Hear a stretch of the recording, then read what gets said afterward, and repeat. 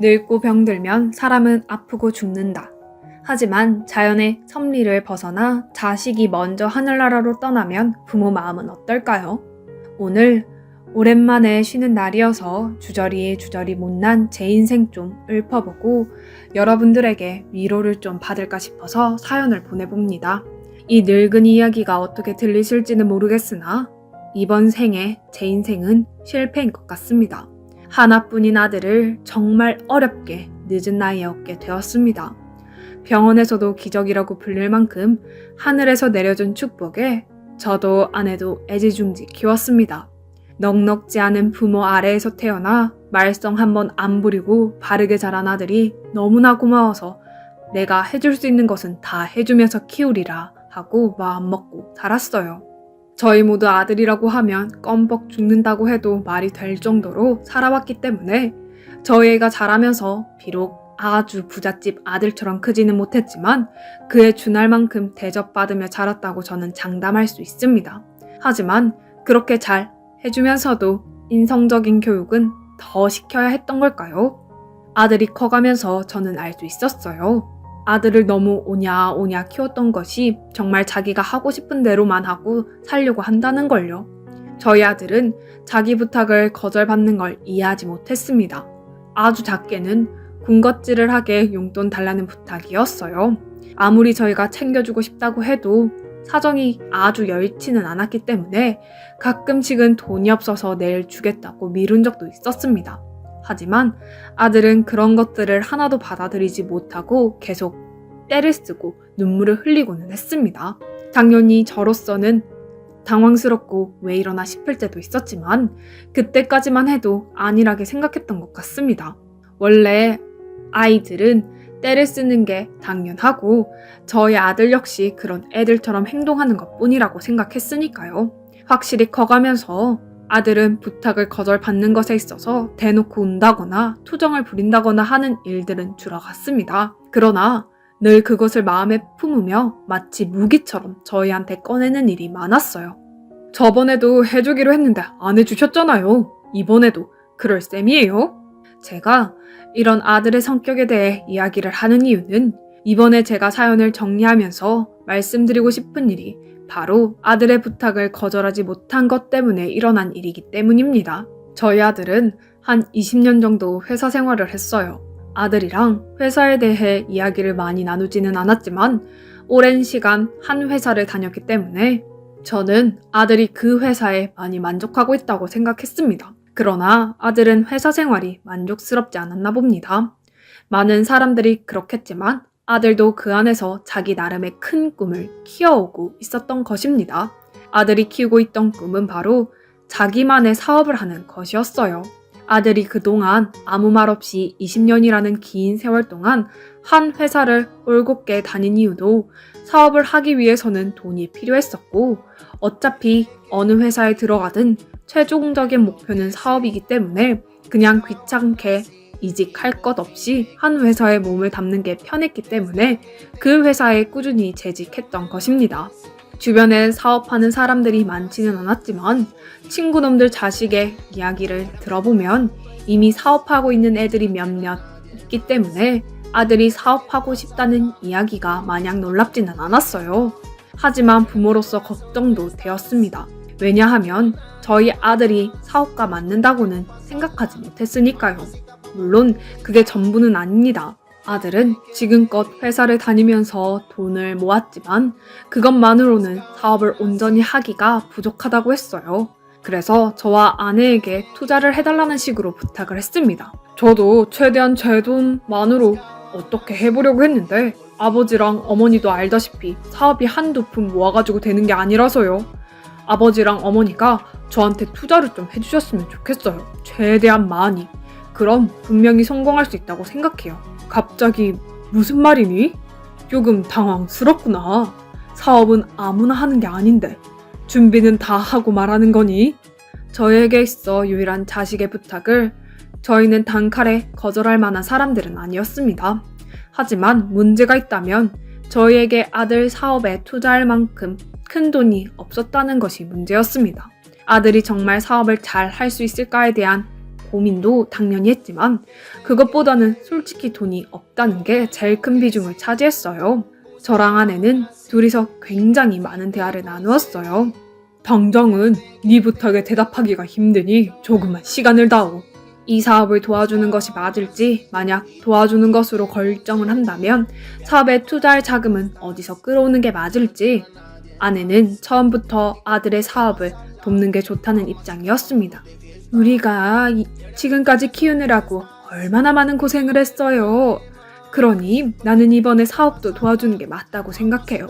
그리고 요즘 부모 도움 없이는 성공할 수 없는 시대잖아요.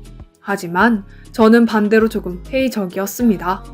현실적으로 아들을 도울 수 있는 많은 돈이 없다는 것도 중요하게 생각해야 한다는 입장이었어요. 한 일주일 정도 아내와 이 문제에 대해 많은 얘기를 나누고 각자 고민을 했습니다. 그러나 결론적으로 저희 부부는 아들의 투자 요청을 받아들이기로 했어요. 자식 이기는 부모 없다고 제가 돈 걱정이 되기는 했지만 그래도 아들이 하는 부탁을 완벽히 무시하기 힘든 것이었습니다. 그렇게 아들의 사업을 돕기로 의견이 모아진 뒤 저와 아내는 돈을 융통하는 것에 대해 대화를 많이 했어요. 당시 저희가 가지고 있던 재산이라고는 저와 아내가 살고 있는 집과 근처에 있던 아주 조그마한 땅이 전부였습니다. 물론 요즘 세상에 집 있고 땅이 있으면 아주 가난하지 않는 것 아니냐고 하실 수도 있는데 저희가 워낙 시골에 살고 있기도 했고 평수 자체가 그리 넓지 않아서 막상 판다고 해도 엄청난 돈이 나오는 건 아니었어요. 게다가 당장 그걸 전부 팔아서 아들을 도와주고 나면 저랑 아내가 살 곳이 없다는 것이 제일 큰 문제였어요. 물론 최대한 그렇지 않고 다른 방법을 통하는 것도 생각해봤습니다. 그러나 아무리 가진 돈을 모아봐도 큰 돈이 되지 않았고 아들의 사업에 투자할 수 있을 만한 자금을 모으려면 집과 땅을 팔 수밖에 없었어요. 아무리 하나뿐인 아들이라고 해도 단번에 그런 결정을 내리기에는 저희로서는 참 어렵더라고요. 그러나 아무리 다른 방안을 찾아봐도 아들의 사업에 투자할 수 있는 방법은 그것뿐이었습니다. 어차피 도와주기로 한 거 우리 팔자 여보.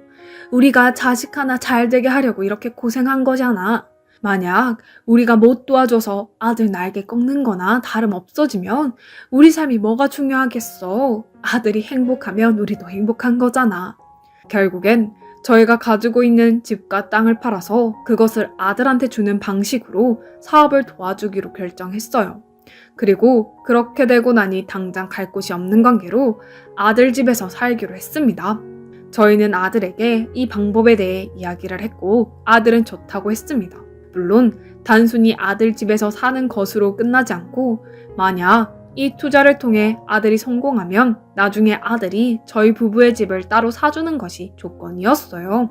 저도 아내도 워낙 아들을 보듬으며 살았고 그동안 살면서 아들이 저희에게 못해주었던 것은 아니었습니다. 그러나 저와 아내 역시 이렇게까지 모든 것을 다 털어서 아들을 도와준 적은 처음이었어요. 그러다 보니 걱정이 좀 되더라고요. 물론 아들이 그럴 놈이라는 것은 아니지만 요즘 세상이 원체 흉하잖아요. 부모 자식 간이라고 해도 무조건 서로 아끼고 효도하고 그런 관계가 아니고 저는 그 부분이 걱정돼서 아내에게 먼저 이야기했어요. 우리가 아들에게 다 쏟아서 투자를 한다고 해도 우리를 보호할 장치는 필요하다고요. 그것을 조건으로 바로 계약서에 사인을 했습니다. 아무리 그래도 그렇지 어떻게 부모와 자식 사이에 계약서를 쓰냐고 하실 수 있을 거예요. 제 아내도 그랬거든요. 굳이 그렇게 계약서까지 써야 할까? 재훈이가 어련히 알아서 잘 해주겠지. 당신이 너무 예민하게 생각하는 거 아니에요? 아마 아들도 처음 저에게 그런 제의를 들었을 때는 기분이 나빴을 수도 있을 거라고 생각해요. 그러나 저는 아무리 그렇다고 할지라도 저희 부부의 전 재산이 모두 들어가는 만큼 부모 자식 사이라고 해도 작성하는 게 맞다고 생각해요. 저희도 솔직히 아들의 사업이 무조건 성공할 거라는 보장이 없이 투자한 거잖아요. 그럼 현실적으로 사업이 망했을 때도 생각해야 하는 거고 혹시나 사업이 성공한다고 하더라도 아들이 입을 싹 닫고 뒤를 돌았을 때 상황도 생각해야 했기 때문에 아무리 이것저것 따져봐도 계약서가 가장 좋은 방법이었어요. 그런 내용을 열심히 파악한 아내도 제 이야기를 이해해주고 또 다행스럽게도 아들은 이런 저의 염려를 이해했어요. 그래서 별다른 마찰 없이 계약서를 쓸 수 있었습니다. 계약서 내용은 만약 사업에 성공해서 매달 수입이 들어온다면 저와 아내 명의의 집을 따로 얻어주고 그 외에도 매달 용돈 200만 원씩 송금하는 것이 그 내용이었습니다. 그리고 향후 시간이 흘러 저와 아내가 병이 들고 늙으면 어떤 방식을 통해서든 끝까지 책임을 진다는 조건도 넣었어요. 그런데 저희끼리 그런 계약서를 쓸 때 그걸 영 못마땅한 눈으로 보던 사람이 하나 있었습니다. 바로 며느리입니다. 아들이 30살 때 결혼한 며느리는 아들과 동갑이었는데 결혼 전에는 아들과 같은 회사를 다니다가 결혼 후에는 일을 그만두고 집에서 집안일을 했어요. 하나뿐인 아들의 아내인 만큼 최대한 시부모로서 불편하지 않게 해주려고 노력했지만 그래도 시부모란 존재는 어쩔 수 없는지 며느리는 저희랑 이야기하고 만나는 것을 그리 좋아하지 않는 느낌이었습니다. 마음은 충분히 이해했기 때문에 저희도 굳이 며느리랑 만나서 더 친분을 쌓으려고 한다거나 하지는 않았습니다. 며느리도 저희와 아들에게 그렇게 간섭하지 않았고요. 그런데 그런 며느리가 보기에도 계약서까지 쓰는 것은 영 아닌 모양이었는지 나중에 아들에게 살짝 이야기를 했나 보더라고요. 굳이 그렇게 계약서까지 써야 하는 거야? 잘 되면 어련히 어머님이랑 아버님 챙겨 드릴 텐데 가족 사이의 계약서는 너무 딱딱하지 않아? 며느리가 뭘 걱정하는지 이해가 안 되는 건 아니었지만 어찌됐든 저희로서는 마냥 포기할 수 없는 것이었기 때문에 결국 며느리가 마음에 들어 하지 않아도 저희는 저희끼리 호부 계약서를 작성했습니다. 그리고 예정대로 아들네 집에 들어가서 살았어요. 결혼 때문에 떨어져 살던 아들과 함께 사는 건 좋았지만 아무래도 그 이유가 사업 때문이었던 만큼 저와 아내는 아들이 하루빨리 성공해서 따로 나와서 살 수 있기를 바랬어요. 무엇보다도 이 계약서 내용에 있어서 며느리는 거의 일방적으로 저희를 이해해주는 입장이었기 때문에 며느리가 저희를 불편해할 걸 생각해서라도 하루빨리 나와 살고 싶었습니다. 저희 투자까지 받은 아들은 의욕적으로 사업에 뛰어들었습니다. 저랑 아내는 하루 종일 집에 있는데도 아들을 볼 수 있는 시간이 그리 길지 않았어요. 왜냐하면 아들이 거래처를 뚫는다고 아침 일찍 나가서 밤늦게 혹은 아예 밤을 새고 그 근처 모텔 같은 곳에서 쪽잠을 잔 뒤 또 거래처를 찾으러 나가는 상황이 많았거든요. 그 때문에 집안일을 하는 며느리와 지내는 날이 더 많았습니다.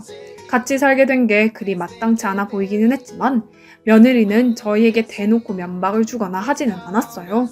식사도 제때 챙겨줬고 청소도 했습니다. 물론 그렇다고 나도 며느리가 마냥 반갑지만은 않은 상황이라는 걸 모르는 게 아니었기 때문에 저희도 저희 나름대로 며느리를 도우려고 움직였습니다. 이왕 이렇게 된 거 며느리와도 조금 더 좋은 관계를 유지하면 좋으니까요. 그러나 며느리와 친해지는 게 쉬운 일은 아니었습니다. 아가야, 오늘은 우리랑 같이 나가서 외식이라도 할까? 아니요, 금방 상하는 반찬이 있어서 집에서 먹는 게 나을 것 같아요. 특히 아내는 딸 같은 며느리와 같이 시간을 보내는 것에 대한 낭만이 있어서 저보다 더 며느리에게 열성적이었지만 며느리 반응이 시큰둥하니 조금 슬퍼하더라고요. 저는 그런 아내를 다독였습니다. 분명 이 집에서 살면서 며느리와 친해질 기회가 있을 거라고요. 그렇게 저희는 아들 집에서 무려 3년을 함께 살았어요. 그 사이 기숙사 생활을 하던 손주가 들어와서 손주랑도 함께 시간을 보낼 수 있었습니다. 아이라고 하기에는 이미 다 큰 손주였지만 그래도 손주인 만큼 저희는 저희 나름대로 용돈도 주고 손주 챙기려고 갖가지 노력을 했습니다. 물론 그렇게 살면서도 아들 걱정이 안 되는 건 아니었어요. 그 당시 아들은 뭔가 일이 자기 마음대로 잘 풀리지 않는지 매일 집에 오면 어느 때보다 어두운 얼굴을 하고 있었거든요. 식사도 제대로 안 하고 제대로 씻지도 않고서 매일같이 사업한다고 씻고 밖으로 나가기 바빴고요. 하지만 집안에서 아들의 사업에 대해 이야기를 꺼내는 것은 일종의 불문일이나 다름없었습니다. 안 그래도 사업을 하는 주체는 아들이고 가장 힘든 것도 아들일 텐데 괜히 사업이 어떻게 돼가냐는 등의 질문을 꺼내서 부담을 주고 싶지 않았기 때문이었습니다. 그래서 저희는 아들과 함께 식사할 때면 모두가 일부러 사업과는 전혀 관계없는 얘기를 하면서 최대한 분위기를 밝게 하려고 노력했어요. 아들이 그런 소소한 대화로부터 힘을 얻기를 바라면서요. 그러나 사업을 성공한다는 것이 절대 쉬운 일은 아니잖아요. 저는 사업 같은 것을 해본 적 없이 늘 시골에서 밭만 갈고 살아왔던 사람이었지만 어떤 일을 성공하는 데 있어서 아무리 자기가 할 수 있는 모든 노력을 쏟아부어도 그것이 무조건 성공으로 연결되지 않는다는 것을 잘 알고 있습니다. 사실 농사도 그렇거든요.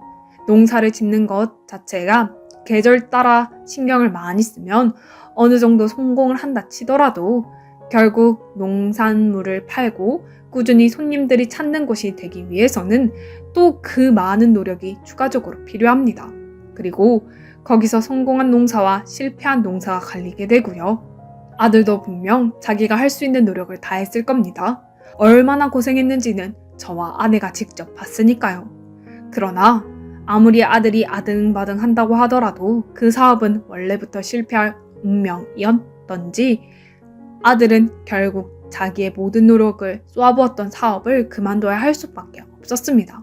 사업이 실패하고 아들은 모든 의욕을 잃은 듯 방 안에만 틀어박혀 있는 날들이 많았어요.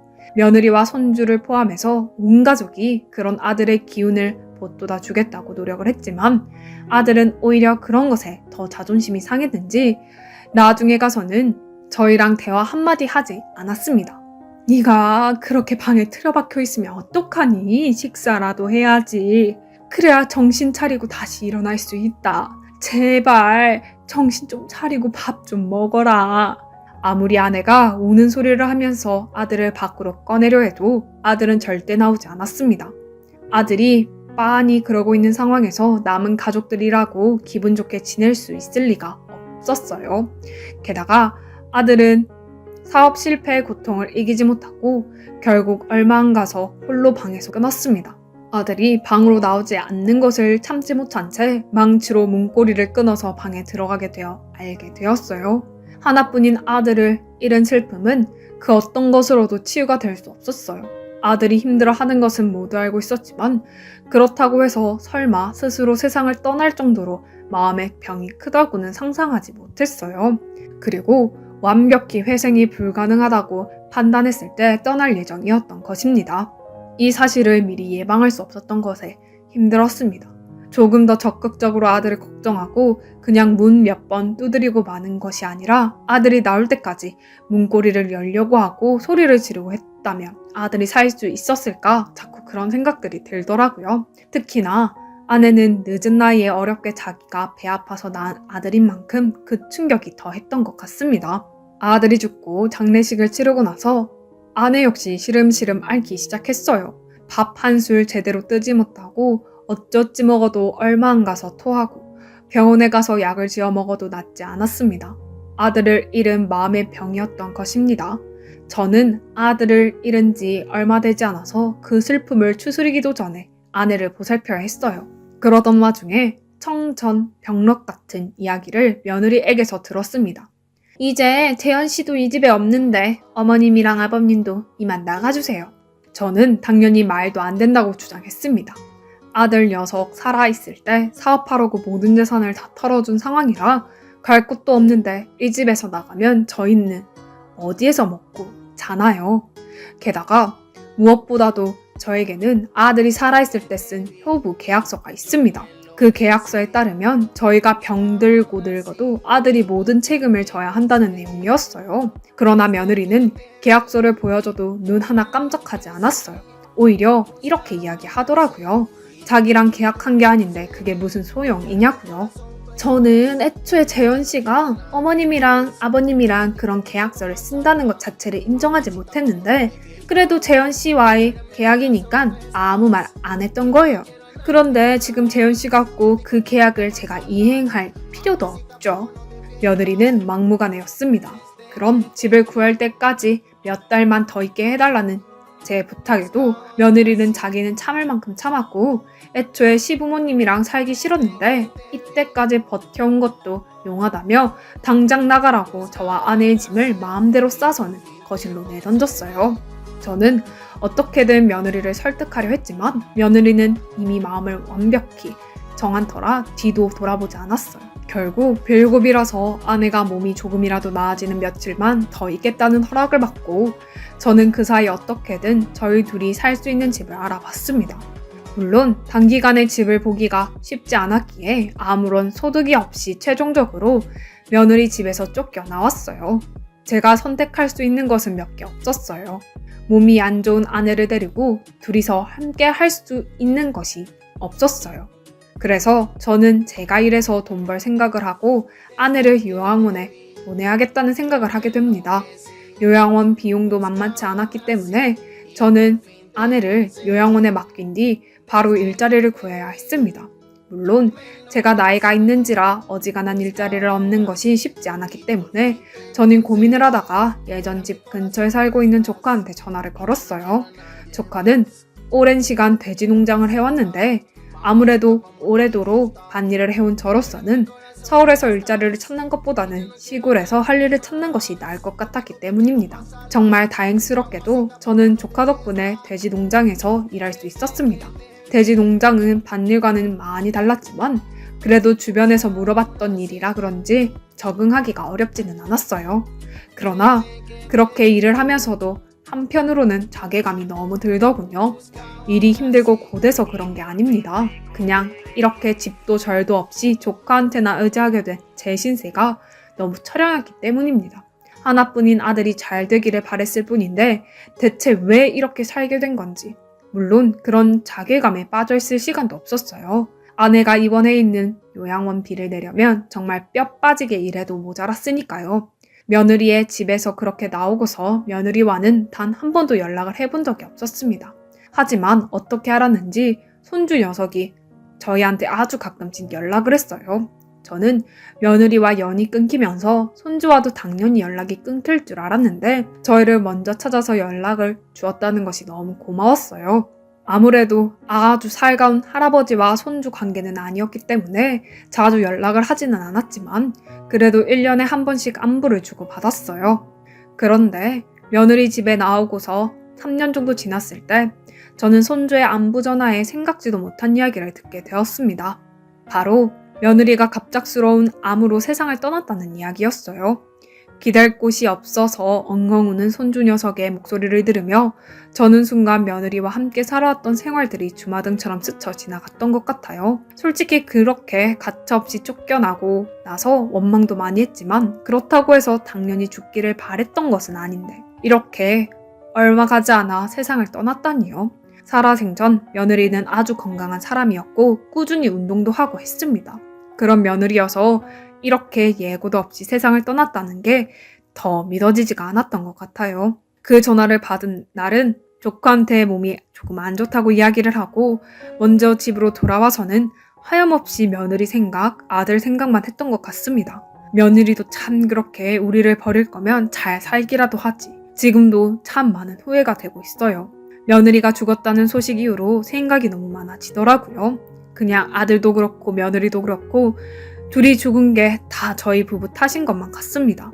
제가 애초에 아들 사업에 투자를 해달라고 했을 때 절대 안 된다고 못을 박았다면 아들이 죽었을 일도 없을 테고 며느리도 암에 걸릴 일이 없었을 것 같아요. 정말 지금은 아내가 살아있으니 저조차도 살아있는 거지 아내까지 떠나면